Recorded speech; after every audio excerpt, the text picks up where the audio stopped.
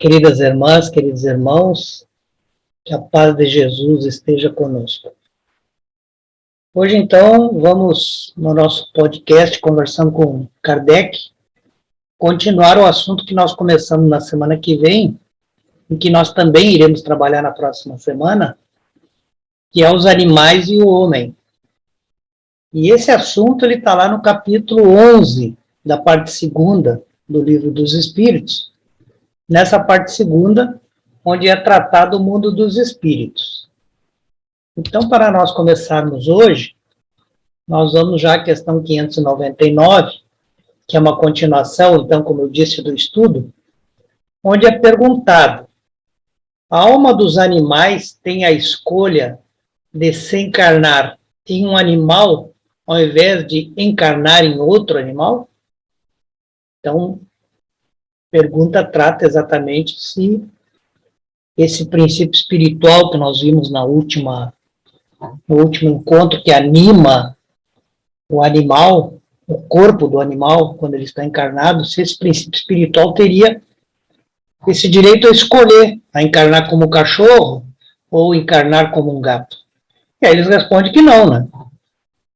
Para haver a escolha tem que haver livre-arbítrio, que a gente já sabe que o animal não tem. Para haver livre-arbítrio é preciso haver inteligência, aí você pode escolher. Então o animal não tem nada disso, né? Ele vai reencarnar de acordo com as leis que regem a natureza. Na próxima questão é perguntado: a alma do animal sobrevivente ao corpo está depois da morte em um estado errante como a do homem? Bom, aqui nós precisamos novamente ressaltar como é que está sendo utilizado esse termo alma do animal, né? Aqui foi utilizado esse termo alma porque numa questão anterior foi perguntado se esse princípio que anima o animal poderia ser chamado de alma. E os espíritos disseram: se assim nós desejarmos, né, não é mais do que um homem. Só que eles disseram que essa suposta alma do animal, ela está tão distante de nós quanto nós estamos de Deus. E nós sabemos que nunca seremos deuses, né? Então é para dar uma dimensão que existe uma diferença infinita, uma distância infinita entre o que nós estamos aqui chamando de alma do animal e o espírito que anima um ser humano. Nós vamos insistir para que a gente diferencie esse termo chamando de princípio espiritual, ou seja, lá existe um princípio inteligente, que é diferente do nosso. Assim como nós também temos um princípio inteligente, né? Nós somos um princípio inteligente que nós sabemos que chamamos de espírito, e aí sim ele tem livre-arbítrio, nós temos livre-arbítrio e nós temos inteligência. Então a pergunta é se entre uma encarnação ou outra, esse princípio inteligente, né, que anima um animal, se ele vive uma erraticidade, vive na erraticidade semelhante ao homem. Eles dizem que é uma espécie de erraticidade, né, ou de vida como desencarnado, né, visto que não está unido ao corpo, mas ele não é um espírito errante, né? Ele não é igual a um ser humano. O espírito errante é um ser que pensa e age por sua livre vontade, sendo a consciência de si mesmo seu atributo principal. A alma dos animais não tem a mesma faculdade, ou seja, a alma dos animais não pensa, não é inteligente, não age pela sua vontade e não tem consciência de si mesmo. Mas ele fica, entre uma encarnação e outra, vivendo nesse mundo espiritual como também nós. E aí, continuando a explicação, diz que o espírito do animal é classificado depois da sua morte pelos espíritos que a isso compete, e quase imediatamente utilizado, não tendo tempo de se colocar em relação com outras criaturas. Então vejam que existem espíritos, né? Espíritos são seres humanos que trabalham exatamente no aproveitamento, né? Na utilização desse princípio espiritual já para animar outro corpo animal. Então, como eles fazem isso rapidamente, né? Ou seja, logo que o princípio espiritual que animava um cachorrinho, por exemplo, morre o corpo do cachorrinho, logo já vão aproveitar aquele princípio espiritual para animar outro corpo. Então, não existe essa vida de relação, né, com outras criaturas, né? É um período rápido em que ele, novamente, vai estar ligado à matéria novamente. Questão 601. Os animais seguem uma lei progressiva como os homens? Tudo na natureza progride, né? Nós sabemos que até o nosso mundo Terra, né? Planeta Terra progride. Então, por evidente que os animais também progridem, né? E aí eles explicam que é por isso que nos mundos superiores, onde os homens são mais avançados, os animais também são mais avançados, tendo meio de comunicação mais desenvolvido, inclusive. Mas, nós já vimos isso, mesmo nos mundos mais evoluídos, os animais sempre serão inferiores e submissos ao homem, né? E nós sabemos também, até pelas leituras que a gente faz na Revista Espírita, que nos mundos mais evoluídos, a capacidade do animal servir ao homem se amplia, né? Eles passam a ser, como diz aqui, servidores inteligentes naqueles trabalhos que eles podem realizar. Aqui nós também utilizamos muitas vezes o cachorro como um animal para fazer uma vigilância, nós utilizamos o cavalo para fazer a tração, né, do transporte. Então nós também temos essa utilização, nós utilizamos os pombos, né, para levarem o correio, então, nós também utilizamos o animal dessa forma, né. É claro que a gente tem que entender que quanto mais evoluídos nós formos, mais o cuidado e o carinho com os animais aumenta, né. Então, nós não podemos pensar aqui num trabalho que faz o animal sofrer, ou que faz o animal que seja penoso para o animal, né? Eles sempre serão usados de uma forma que sejam úteis, mas sempre serão, nos mundos evoluídos, mais cuidado ainda do que nós cuidamos aqui. Não há nisso nada de extraordinário nessa evolução do animal. Imaginemos nossos animais, os mais inteligentes, o cão, o elefante, o cavalo, com uma conformação apropriada aos trabalhos manuais, que não poderiam fazer sob a direção do homem. Então, aqui, eles estão nos fazendo raciocinar sobre o que é o futuro desse animal, né?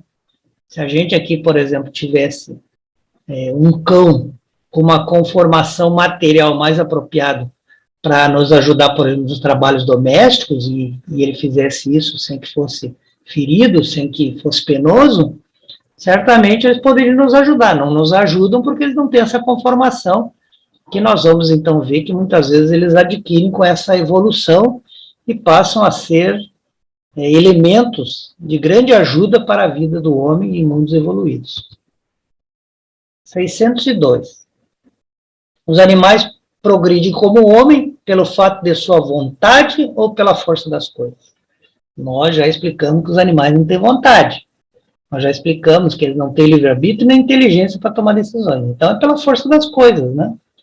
Porque se fosse que eles progredissem pela sua vontade, também sobre eles deveria existir a expiação. Se eu tenho vontade, eu posso escolher errado, né? Se eu escolher errado, eu tenho que arcar com as consequências do meu ato. Os animais não estão submetidos a isso. Não, o animal não tem uma consequência negativa porque ele agiu dessa ou daquela forma, porque ele não age pela sua vontade, ele age pela sua natureza, né? Pela força da natureza. Então, o animal sempre progride porque a natureza impele a isso, ele está movido muito mais pelo instinto do que pela essa inteligência rudimentar que nós falamos.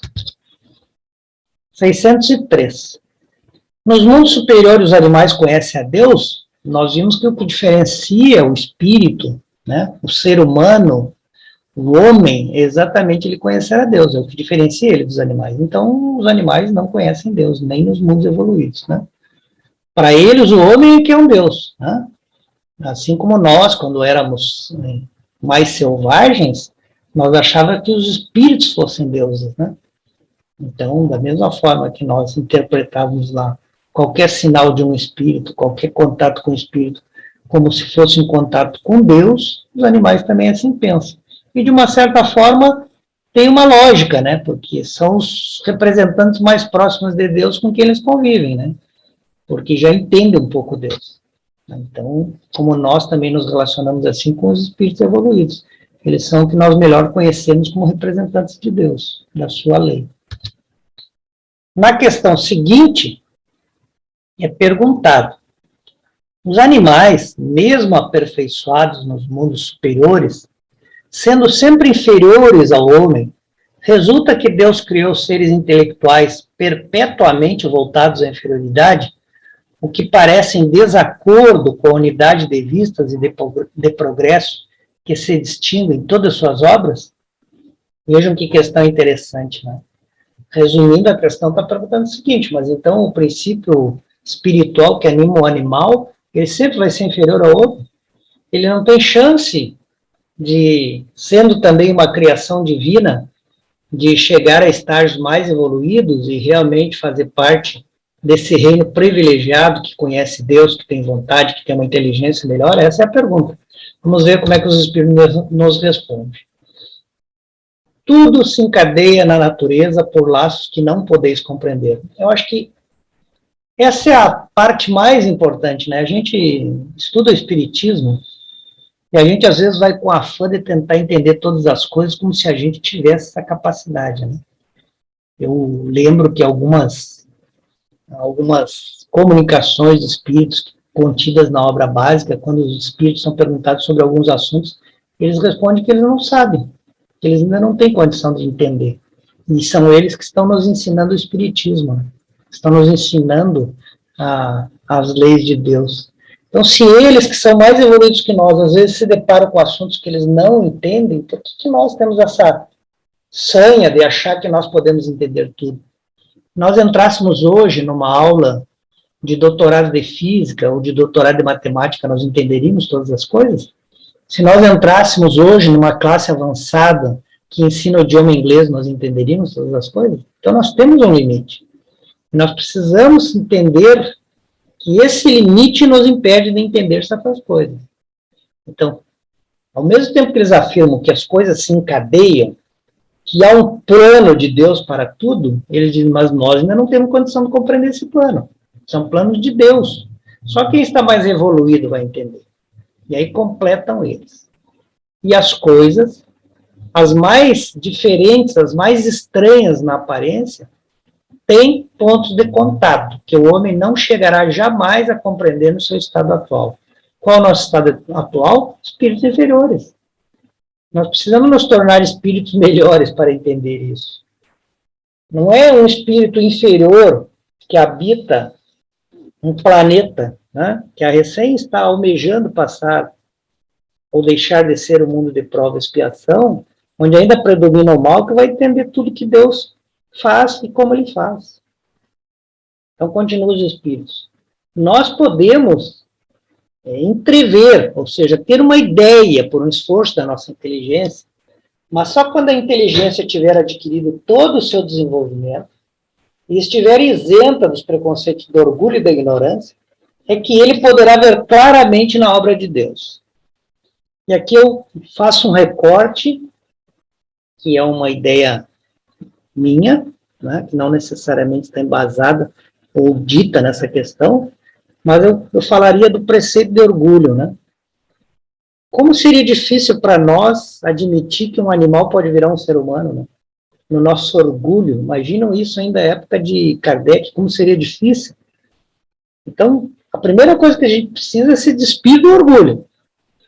Depois a gente precisa se tornar inteligente, aí talvez a gente vá conseguir ver mais claramente a obra de Deus e como ela funciona. Não é uma coisa que nós vamos conseguir fazer nesse momento.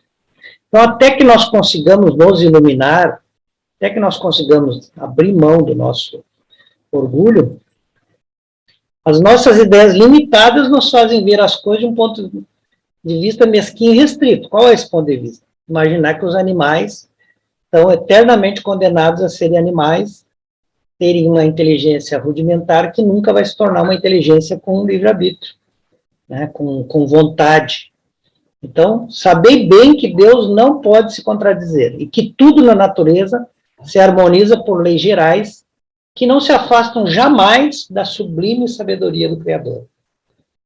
E nós sabemos que o nosso Criador é infinitamente bom e justo.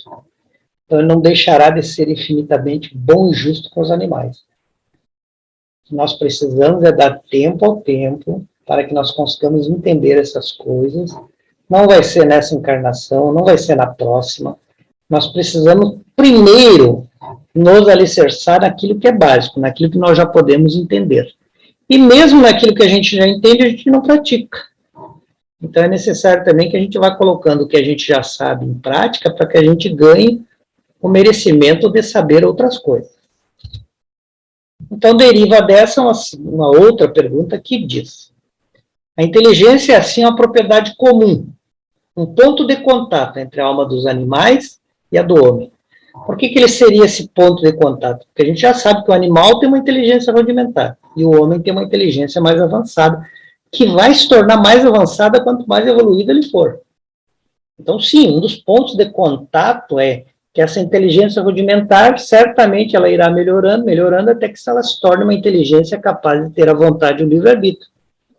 Nós não sabemos como é que isso se dá, mas nós podemos supor que é alguma coisa similar a isso. Tá?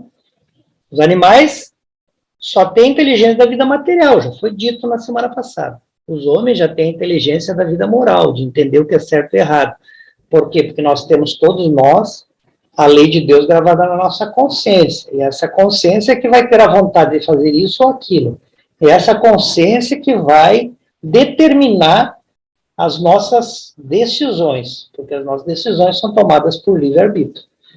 Nós somos livres para arbitrar o que é melhor para nós, porque já conhecemos a vida moral. Então, quando o animal, de uma maneira que a gente não sabe ainda, conseguir melhorar sua inteligência, que ela não seja só para a vida material, mas que ela também consiga ser ampliada no sentido de entender a lei de Deus através da consciência, e julgando, então, agora sobre a vida moral, é que se dará essa continuidade que a natureza sempre tem. Questão 605 é uma questão bastante grande, que tem duas perguntas. Ela diz assim: considerando-se todos os pontos de contato existentes entre o homem e os animais, não se poderia pensar que o homem possui duas almas, a alma animal e a alma espírita, e que, se não tivesse essa última, que é a alma espírita, ele poderia viver como um animal. Em outras palavras, que um animal é um ser semelhante ao homem, menos a alma espírita? Então, veja, a questão aqui relevante é que perguntar se a gente teria duas almas, uma alma similar ao animal e uma outra alma que nos candidata a ser seres humanos. E aí completa com outra pergunta.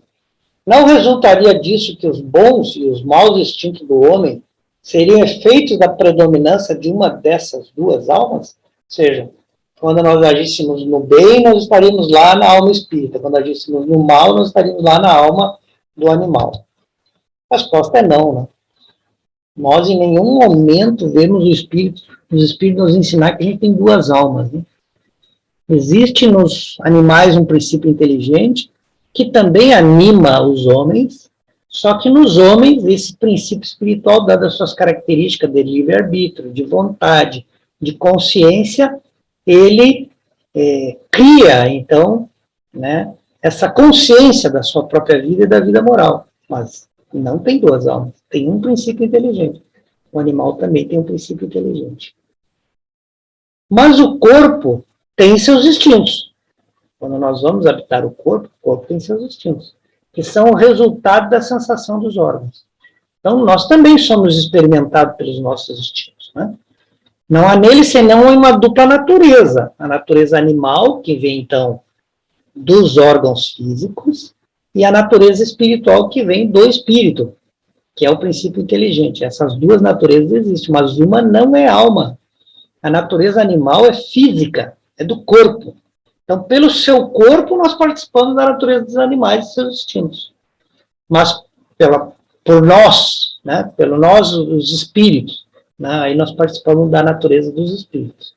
Então, sim, são duas partes, mas o meu corpo físico, e esse corpo físico, pela sua natureza, ele vai ter alguns instintos do animal, e nós temos a nossa natureza espiritual. Por isso que é tão difícil eu encarnar, né?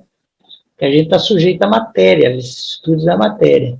Então é muito mais difícil para nós realizarmos o bem quando nós estamos encarnados, quando a gente está entorpecido pelo corpo que nós habitamos, especialmente quando a gente está num mundo que também tem a sua parcela de clima desfavorável, né, de atmosfera fluídica desfavorável. E aí deriva uma outra pergunta. Assim, além das suas próprias imperfeições, das quais o espírito deve ser despojado tem ainda que lutar contra a influência da matéria? Foi o que nós falamos, sim. Nós lutamos contra as nossas imperfeições morais e lutamos contra a influência da matéria, né? Porque nós estamos imersos nessa matéria. Então, quanto mais nós somos inferior, mais os laços entre espírito e matéria são apertados. E sendo mais apertados, a influência da matéria é maior sobre nós. Então, eu pergunto, vocês não veem isso, né? O homem não tem duas almas. A alma é sempre única em cada ser. Mas ele se vê, muitas vezes, lutando também, né? Quanto a superar os instintos da sua própria matéria, né? Quanto a superar e dominar o funcionamento do seu próprio corpo, né? Que muitas vezes o impulso do corpo não é para o equilíbrio que o espírito já adquiriu. Então, o espírito tem que lutar com isso. Quanto mais nós somos inferiores, mais difícil é para nós essa vivência na matéria. A alma e a do homem são distintas uma da outra, nós já vimos, né? Inclusive eu estou aqui relutando em chamar de alma do animal, estou tentando chamar sempre de princípio espiritual, né? Ou princípio inteligente. De tal sorte que a alma de um não pode animar o corpo criado para outro. Então, um animal, o princípio espiritual do animal não pode animar o corpo de um homem, e um espírito humano não pode habitar um animal. Mas se o homem não tem alma animal, que por suas paixões o coloca a nível dos animais, tem seu corpo, que o rebaixa, frequentemente até eles. Porque seu corpo é um ser dotado de vitalidade. E aqui entra o fluido vital, né?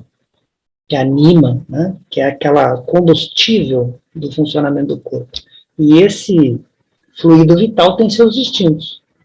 Porém, esses instintos não são inteligentes. E são limitados somente ao cuidado da conservação, né? Derivam lá do instinto de conservação. Então, muitas vezes nós temos reações que não chegam ao nosso cérebro, não são processadas, mas elas acontecem por quê? Porque nós estamos, vamos dizer assim, nós estamos secundados, nós estamos sendo levados pelo instinto de sobrevivência, né?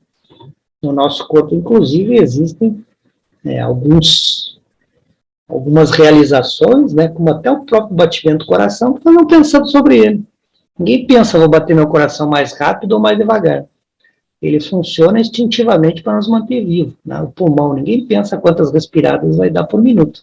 Ele funciona de forma a nos garantir a sobrevivência. E aí uma explicação, então, que é nos dada, que diz assim: o espírito, encarnando-se no corpo do homem, lhe traz o princípio intelectual e moral, que o torna superior aos animais. Esse princípio intelectual e moral é o princípio espiritual, é o espírito. As duas naturezas presentes no homem dão às suas paixões duas fontes diferentes. Uma provém dos instintos da natureza animal, outra das impurezas do espírito, do qual ele é a encarnação e que se afina mais ou menos com a grosseria dos apetites animais. Então, nós poderíamos dizer assim: o orgulho é um vício do espírito. Talvez, e aqui eu estou colocando na questão do talvez, porque nós não podemos afirmar isso em todos os casos, né? O desequilíbrio da alimentação possa, muitas vezes, ser uma falta de controle da vontade do espírito sobre um instinto animal, que é tentar se alimentar para não perecer, para não morrer de fome. Então, aí nós temos uma luta do espírito contra as suas próprias impurezas, que estão lá na sua parte moral, que é o orgulho, e nós temos outra que pode ser uma luta nossa contra, muitas vezes, o instinto de nos alimentar inadequadamente. E nós estamos lutando com as duas coisas. O espírito, purificando, se liberta pouco a pouco da influência da matéria. Então, a matéria não vai mais conseguir, a vontade é tão forte do espírito, a matéria não vai conseguir mais nos influenciar em nada, né? Sobre a qual ele se aproxima da brutalidade. Então, sempre quando nós estamos mais ligados à matéria, quando nós temos afinidade maior com a matéria, nós estamos mais perto do bruto, do homem bruto, da brutalidade. Quando nós estamos para o outro lado, um espírito mais já evoluído, mais com menos influência da matéria, nós vamos caminhar para a civilidade, né? Nós vamos caminhar para sermos menos brutos e mais educados, né? Então, quando nós nos libertamos dessa influência, quando nós desencarnamos, quando nós estamos na erraticidade, aí nós somos conduzidos à nossa verdadeira destinação, que é a vida futura, né? E aí nós vamos nos apresentar sem essa influência da matéria e somente com as nossas dificuldades morais.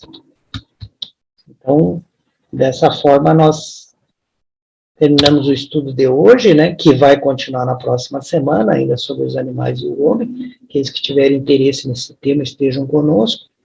E aqui nós tivemos uma ideia, né, de como é que se dá aí esse princípio inteligente, né, sobre a vida animal e esse princípio inteligente, no caso do homem, e as suas diferenças.